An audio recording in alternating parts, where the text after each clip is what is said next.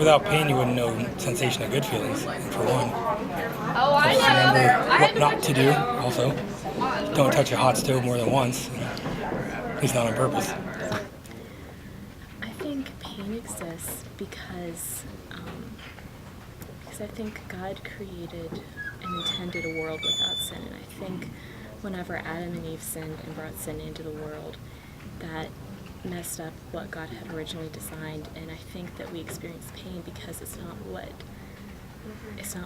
we're supposed to experience. It's not what God intended, and I think we experience it because it's completely opposite of everything everything that God wants for us and everything that God is.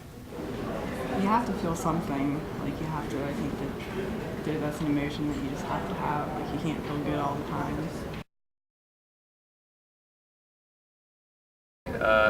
Really just surrounding myself with both friends and doing things that, you know, I enjoy just for myself, because I needed to get my mind off of things. I couldn't focus on it too much, or else it would just keep resonating within inside me.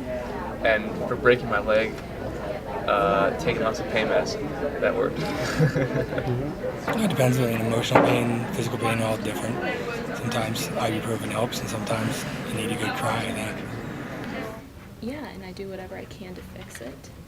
And if I can't fix it, I just surrender it to God and say, God, I know you're bigger than this. Could you please remove this pain from me?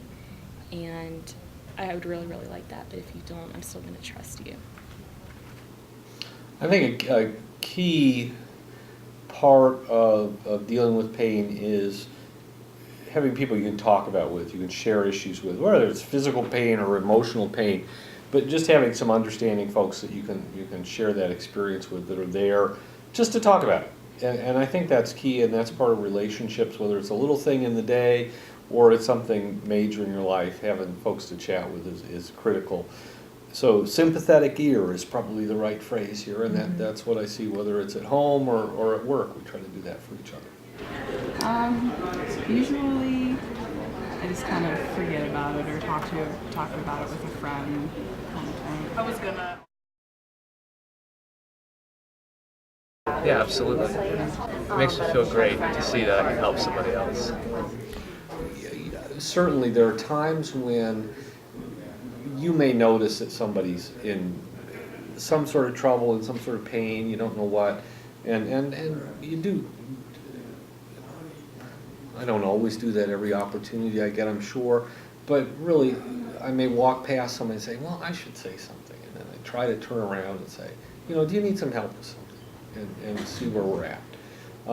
Sometimes you have to overcome your own cynicism about the world and what's going on around you to be able to do that effectively, but I do try to think about that. So again, it could be just somebody on the street that looks pained or looks confused or looks troubled, and trying to give them a hand.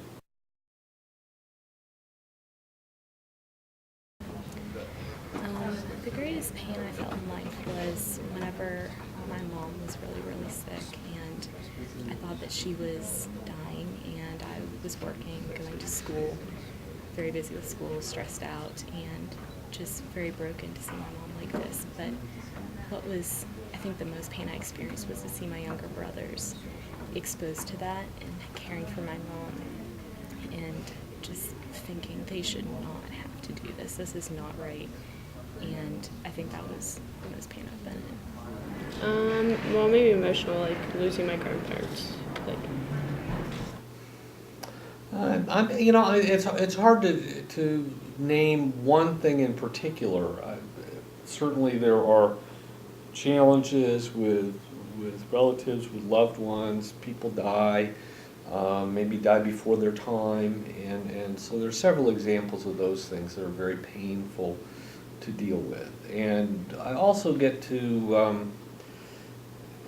be there and sometimes in painful experiences. So when a student dies, they're really part of a big family here, and in my role I feel that particularly. So I don't want to name specific individuals here in this forum, but those are the kinds of things that I would highlight as the most painful things I've experienced right now. Physical pain, probably I had appendicitis. That was the worst. They had a knife out at me, so that hurt a lot. And yeah, it's probably the worst pain. What about emotional? I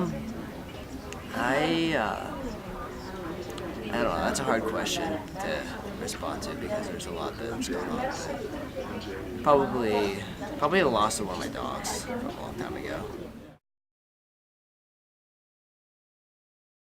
Not that I am aware of. Maybe like, but usually if it's that bad, they will, you can see it. But I don't think. I used to box, so yeah, I wasn't bad. Nice. Yeah, and I'm sure I've inflicted my share of emotional pain as well. We all do, unfortunately. Yeah, of course. Yeah, sometimes I intentionally and sometimes not intentionally. Intentionally maybe because I was just being cynical that day, or I was angry, or there's a number of reasons why I would do it intentionally. I don't like, after the fact, I never like the fact that I've caused somebody pain intentionally, but in the heat of the moment, sometimes I can, say something, or, if I'm really angry, sometimes I might do something physical, but yeah, so it's really something that happens when there's a lot of emotion involved. Well, of course I have. I mean, we all can say things or do things that hurt other people, and you try not to do that. You try to think before you talk and control, lashing out in anger or something like that. But we're human, and people do that. So of course I have, sure. I'm not really sure.